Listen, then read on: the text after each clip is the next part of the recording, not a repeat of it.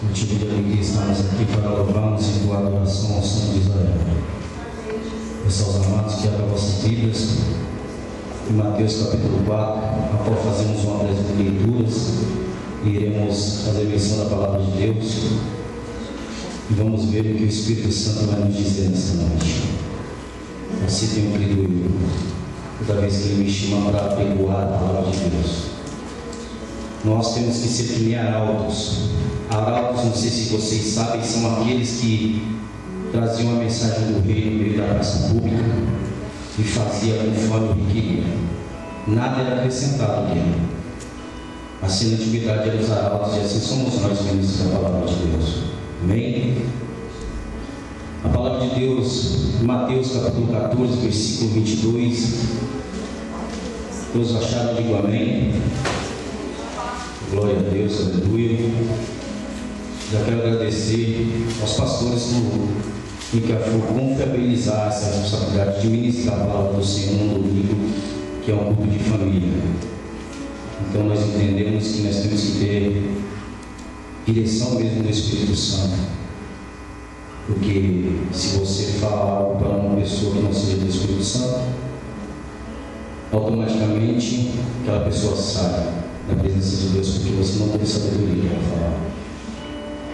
Mas se eles me incumbiram a isso, é porque eu creio que o Espírito Santo está me ensinando a nós. Todos acharam? Digo amém. Amém. A palavra de Deus em Mateus capítulo 14, versículo 22 diz assim: o título: Jesus anda por cima do mar, a qual também se encontra em Marcos 6 e também em João 6, mas vamos fazer em Mateus. E logo ordenou Jesus que os seus discípulos entrassem no barco e fossem adiante para outra banda, enquanto despedia a multidão. E despedida a multidão, subiu ao monte para orar à parte. E chegada já à tarde, estava ali só. E o barco estava já no meio do mar, açoitados pelas ondas, porque o vento era ao contrário. Mas à quarta vigília da noite dirigiu-se Jesus para eles, caminhando por cima do mar. E os discípulos, vendo caminhar sobre o mar, assustaram-se, dizendo: és um fantasma, e gritaram com medo. Jesus, porém, lhes falou logo, dizendo: tende bom ânimo, sou eu, não temais. E respondeu-lhe Pedro e disse: Senhor, se és tu, manda-me ir contigo por cima das águas. E ele disse: vem. E Pedro, descendo do barco, andou sobre as águas por cima para ir ter com Jesus. Mas sentindo o vento forte, teve medo e, começando a ir para o fundo, clamou dizendo: Senhor, salva-me. E logo Jesus, estendendo a mão, segurou-o e disse: homem de pequena fé, por que duvidastes? E quando subiram para o barco, acalmou o vento. Amém? Só até aqui, eu pensei que o Cristo tinha avisado para a Fabi que eu ia ministrar essa palavra, agora eu consagrei um monte.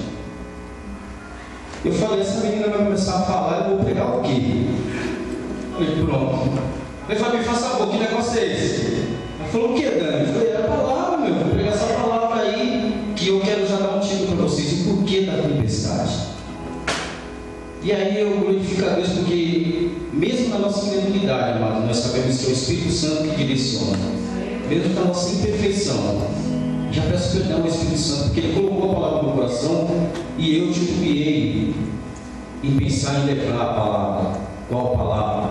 Mas o Espírito Santo faz a vontade dele. Amém? Eu quero trazer a vocês nesta noite e quero glorificar a Deus, porque assim, pastor Lídia, você me autorizou a ministrar por aí, fora dos dias de culto aqui. Eu ministrei na sexta-feira no culto de jovens e o jovem se rendeu a Deus. A segunda pastor e a oração muito duro, mas como foi dito hoje na aula, foi o convencimento do Espírito Santo, nem foi para mim, mas Deus foi glorificado. Antes de eu ministrar a palavra, eu quero falar algo para vocês de uma parábola que Deus me ensinou. Uma certa feita, um homem filósofo historiador, ele saiu a fazer uma descoberta, uma historiação numa ilha, e ele chegou lá em Minas. Vou usar Minas, tá? Tem muito Minas aqui? Amém, glória a Deus. E aí esse historiador chegou e falou assim para aquele matuto homem de jactância, ou seja, meio ignorante, assaz de trabalho. Vocês vão entender por que eu estou falando essas palavras. E aí ele olhou para aquele homem matuto do barco e falou assim, porque ele tinha que ir até ele falou assim: tem por obséquio me destinar até aquela ilha? E aí esse moço matuto olhou e disse: como? O quê? Ele falou: tem como por obséquio me direcionar até aquela ilha? Ele falou: não entendi, moço. E aí o historiador olha assim para ele e fala assim: que bichinho ignorante. Tem como você me levar até aquela ilha que eu vou ali fazer um trabalho? E aí esse homem matuto, mineiro do norte, pega e coloca o historiador dentro do barco e começa a remar. Uma certa feita, este homem, com muita ignorância e petilência, ele olha e fala assim: tu estudastes filosofia? E aí o homem matuto falou: o quê? Filou o quê? Cia o quê? E aí aquele homem muito ignorante, porque ele tinha muito conhecimento, ele falou assim: não estudasse filosofia, perdesse 15% da sua vida. Logo em seguida ele falou assim: tu estudaste geografia? Ele falou: como que? Ele falou: nossa, que homem ignorante, perdeste 15% da sua vida. Logo em seguida ele falou assim: tu estudaste matemática? Ele falou: moço, nunca matemática eu sei da minha mão, e é de 1 até 10. Aí ele falou assim: perdeste mais 10% da sua vida. Logo em seguida, aquele moço meio bravo, porque ficou vendo a arrogância daquele historiador, filósofo e tudo mais, pegou e de repente ele bateu no barco, e o barco começou a afundar. E aí ele viu que o filósofo, aquele homem que também quer fazer uma historiação na ilha, começou a gritar: meu Deus, socorro, socorro, eu não sei nadar. De repente, aquele homem maduro, bem ignorante, fala: tu não sabes nadar? Aí ele falou: não sei, vou perder esse 100% da sua vida. O que eu quero dizer com isso para vocês?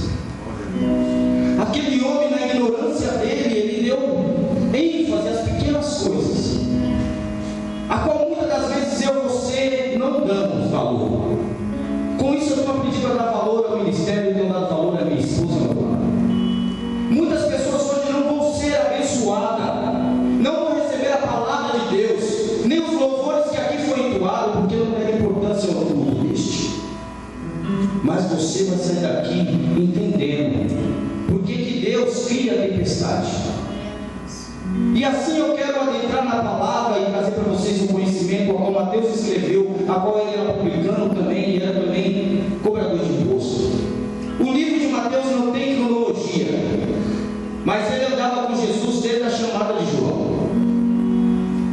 E o relato diz em Mateus capítulo 9 ao 13, que ele foi chamado por Jesus. Mas aí nós vamos voltar em Mateus capítulo 4, a qual Jesus ele começa, assim como foi falado na aula, sobre o ministério de Jesus, que ele mesmo, sendo próprio Deus, esvaziou da sua glória, chegou à maioridade, que é aos 30 anos, assim relatado, e ele mudou-se para Cafarnaum e começou a pregoar as boas novas do Evangelho.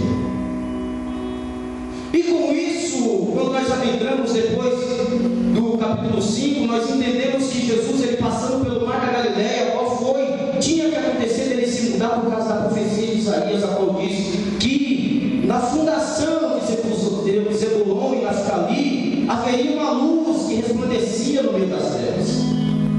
Então isso tinha que acontecer, Jesus tinha que se mudar, porque a Bíblia diz, lá em Mateus também, que Galileia seria a mãe das nações. Então por isso que Jesus se mudou para Cafarnaum, no mar da Galileia. Ele começa a andar no meio do povo, e de repente ele se para no meio da beira do mar, e ele começa a chamar os homens e a pregoar a palavra do Senhor, dizendo para todos que o Messias estava ali, que era ele mesmo, pregando as boas novas e anunciando a vinda do reino de Deus.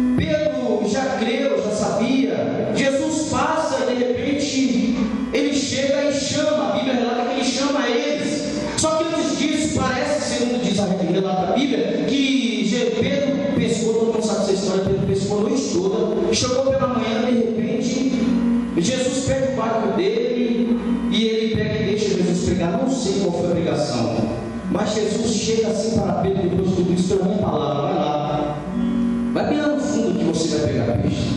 Mas ele falou: Senhor, pela tua palavra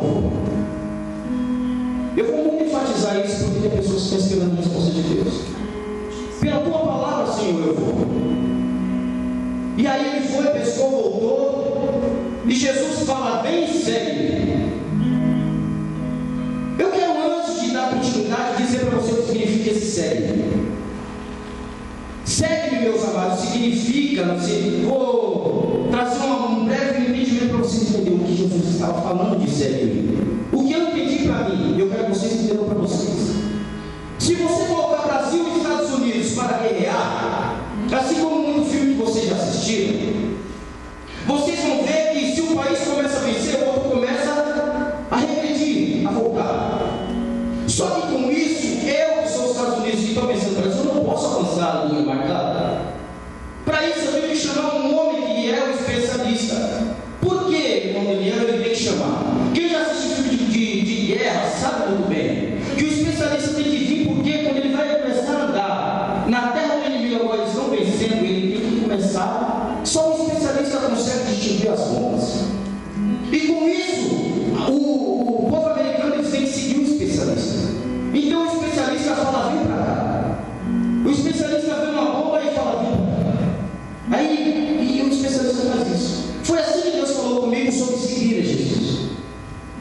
Jesus é um especialista, amado. Ele sabe onde tem lugar que pode te matar.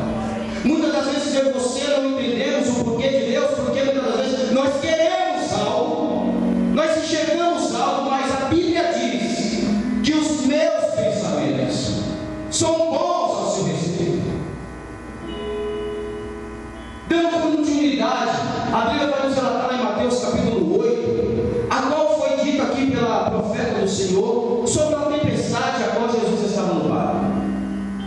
Foi o único relato da Bíblia onde diz que Jesus estava dormindo. Sabe por quê? Para demonstrar para mim e para você que ainda ele deve ser 100% Deus, ele era 100% homem. Depois de um dia de trabalho, ele estava cansado. Aí, os homens que estavam ali com ele, que viram ele fazer bastante milagre, bastantes coisas, sabia quem era Jesus. Então se levanta uma grande tempestade. Por isso que eu disse para vocês no começo o porquê da tempestade. Porque vocês não entenderam por que Deus permite as tempestades na nossa vida. De repente vem eu quero dizer, bem igual, está bem simples para vocês entenderem. Segundo Flávio José, o Mar da Galileia ele tinha 21 quilômetros de comprimento e de largura ele tinha 11, mas de profundidade ele tinha 50 metros. Então era uma pequena, mas fundo. Então quando a água batia pelo vento, criava ondas muito grandes. Assim como a irmã foi falada, eles eram pescadores, conhecia de ponta a ponta. Então eles sabiam o perigo que havia de acontecer uma tempestade. Mas Jesus, segundo diz o relato da Bíblia, que Jesus já estava dormindo por causa do cansaço de trabalho dele. E aí eu quero te dizer algo. Jesus estava dentro do barco. Muitas das vezes nós não entendemos e nós esquecemos de clamar ao Senhor.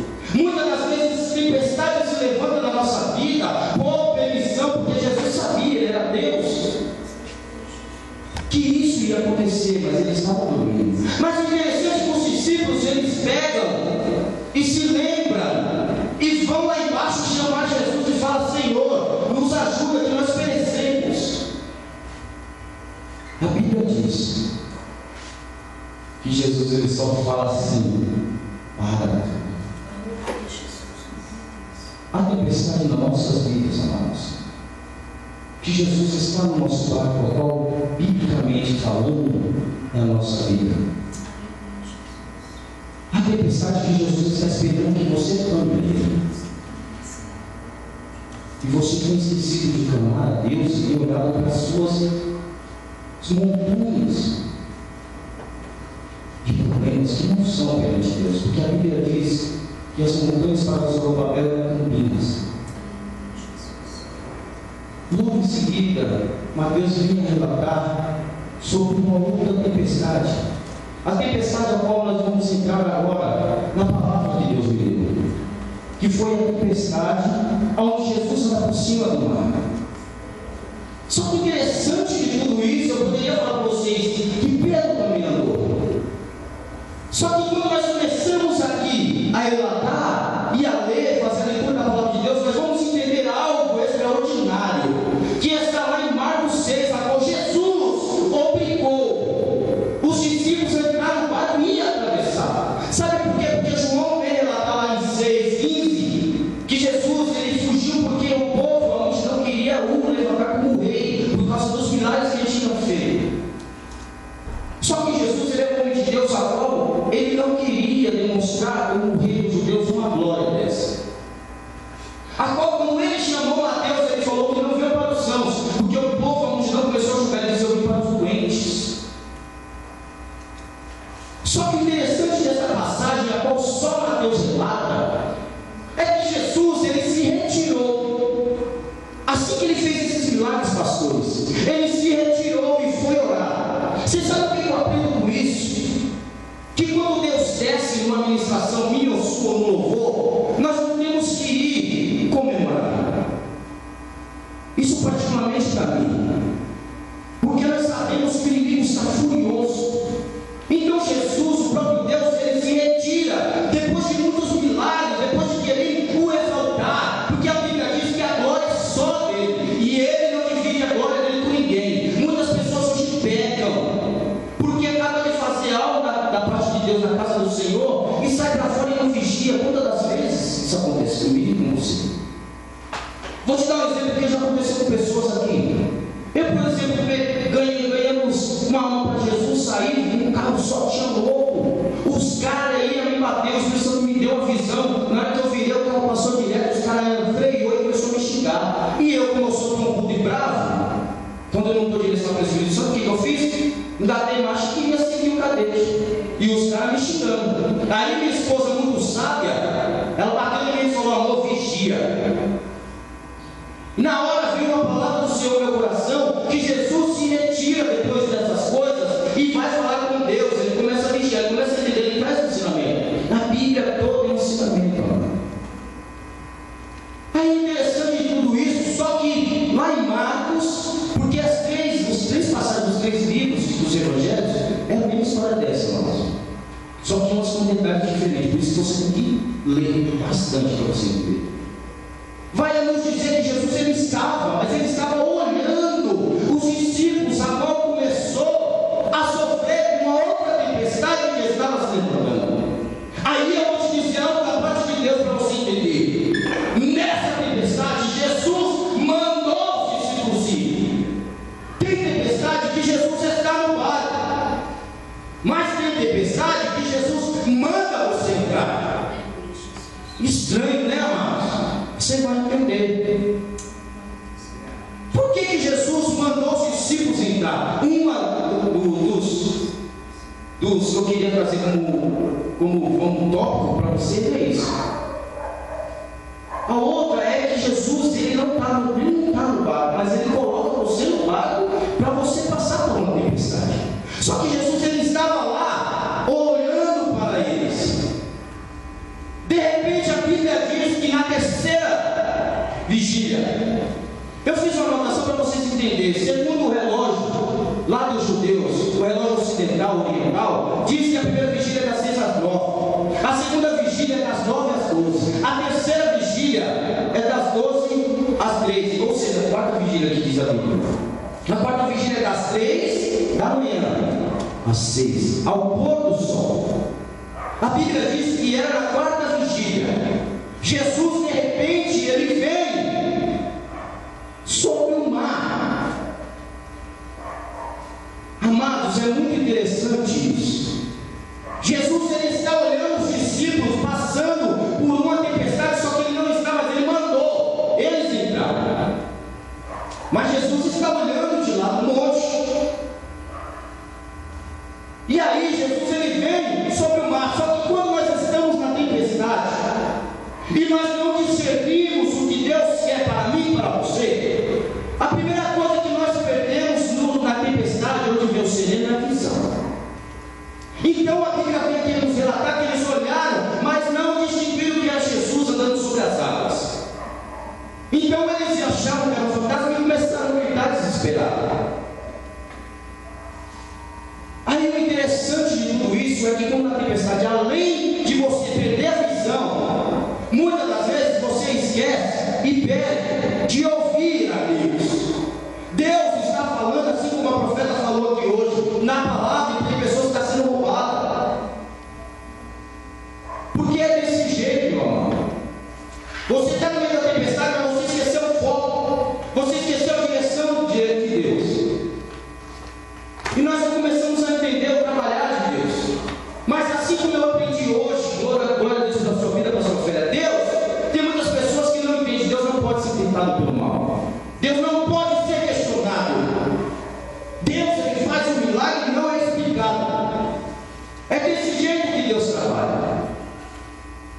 Aqueles homens já tinham experiência da tempestade.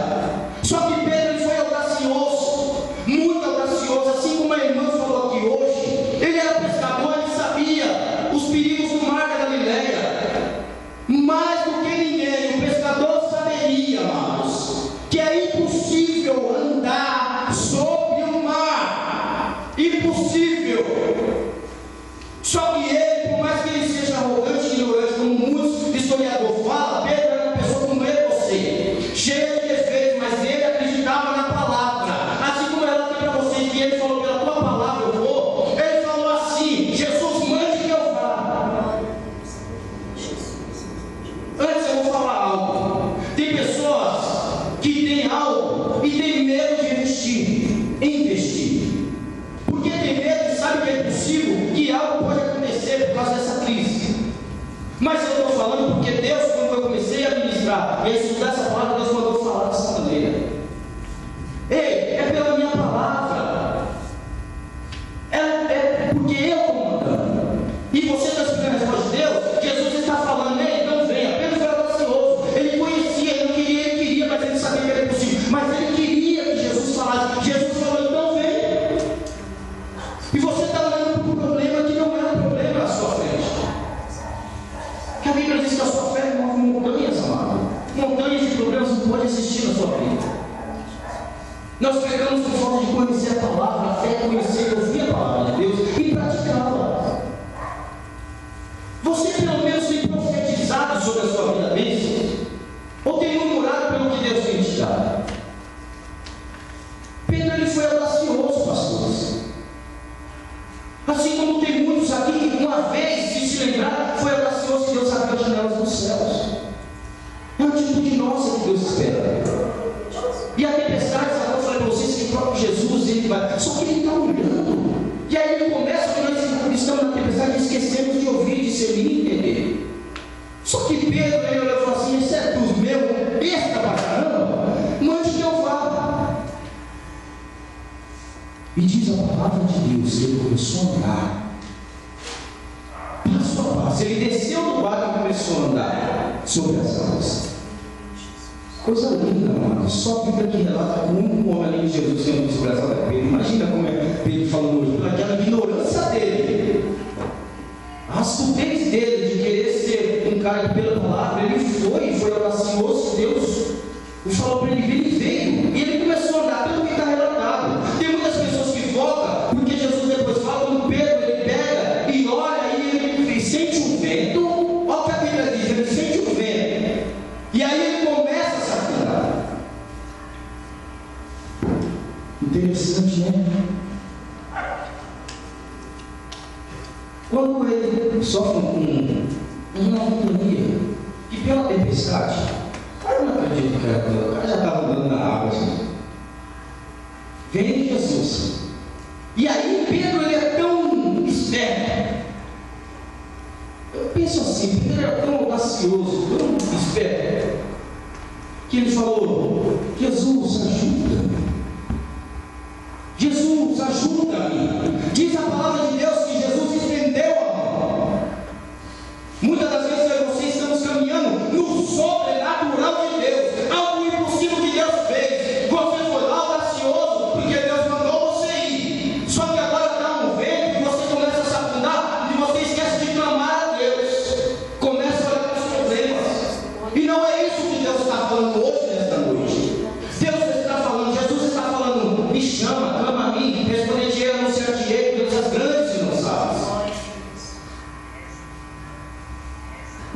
tem sido lançado no sobrenatural, no impossível de Deus? Eu tenho, amado. Na hora do problema, eu só vou buscar Jesus, porque só Ele, só o Senhor poder. E o interessante de tudo isso é que Jesus estende a mão para Pedro. Só que eu vou deixar algo bem claro para vocês que está aqui na Bíblia. Jesus não foi direto para a ilha. Para onde que ele foi com Pedro? No barco. Jesus mandou eles ir, mas não estava no barco, mas estava olhando. Só que Jesus foi, pegou Pedro e começou a falar: gente, meu, assim como a pastora fala, meu, começa a pensar em viajar no Nordeste, cara. Você andando lá do lado, pisando na água de Jesus. Meu Deus, aleluia. É muito forte, amados. Esses são os porquês da tempestade na nossa vida. Muitas das vezes eu e você não entendemos o porquê que Deus faz e cria essas coisas. Mas eu quero deixar bem claro para você os porquês da tempestade. Não sei como você, porque eu vou deixar você comer isso, porque tem coisa que só cabe a você e a Deus para você entender o porquê que você está passando tempestade. Mas a Bíblia relata lá em Atos do apóstolo Paulo. Agora não sei se todos sabem que ele sofreu naufrágio. Sabe o que é interessante disso? Sabe o que me mexeu bastante nisso? É que eles estavam levando, no final da carreira dele, da administração dele, eles estavam para matadores, mais ou menos assim. Estavam levando ele para a Itália. E aí eu comecei a estudar, comecei a imaginar comigo o povo que estava levando o apóstolo Paulo, colocou mais ou menos aqui assim, ó. As acusações de Paulo. Então levaram Paulo para ir para a Itália, assim como está na Bíblia. E aí você começa a pensar: mas Jesus não está nessa tempestade. Jesus não mandou nessa tempestade. Mas Paulo começa a passar por uma tempestade ao qual irá ter um naufrágio. Diz a palavra de Deus em Atos que aparece um anjo ao apóstolo Paulo e fala assim para ele: fala para todos que ninguém vai morrer, tudo vai ser destruído. Lamastur que deve dar a sua. As acusações contra a sua vida não existem mais. A palavra de Deus nos assegura que não há condenação alguma para aquele que está em Cristo Jesus. Foi pela graça, pelo sangue merecido dele, é que nós hoje estamos aqui, amados. É muito forte isso. É muito interessante. Nós começamos a entender os porquês das tempestades de Jesus Cristo. O anjo aparece, eu fico assim a imaginar que chega o apóstolo Paulo a falar assim para os discípulos, para aqueles homens todos que estavam com ele, quer dizer, tinha também discípulos que estavam no fim da palavra de Deus. E ele chega e fala assim: o anjo do Senhor manda falar a vocês, um profeta, que haverá, nós passaremos por esse naufrágio, mas ninguém vai morrer. Aí Deus manda você profetizar, manda você falar algo para o irmão, ou pela sua própria fé você vai e profetiza.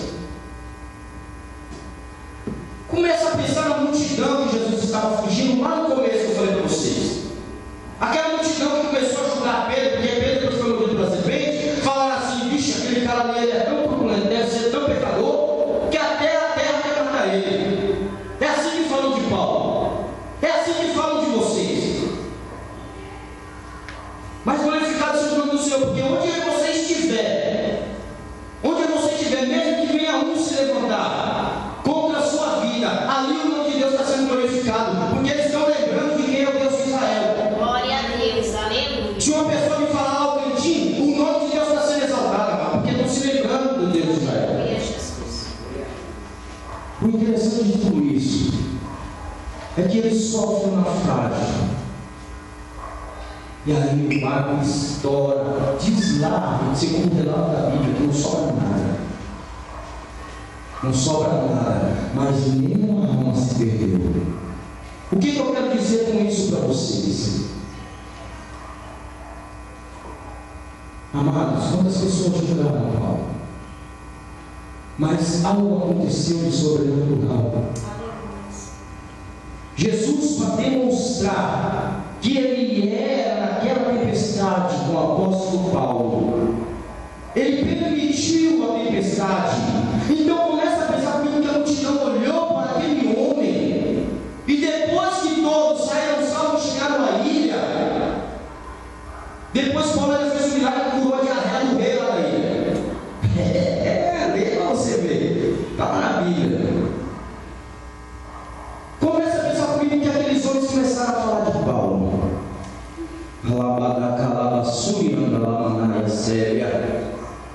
Muitas pessoas não entendem a tempestade que você passa, mas aquela tempestade que eles passaram, aquele naufrágio, o apóstolo Paulo estava lá com ele.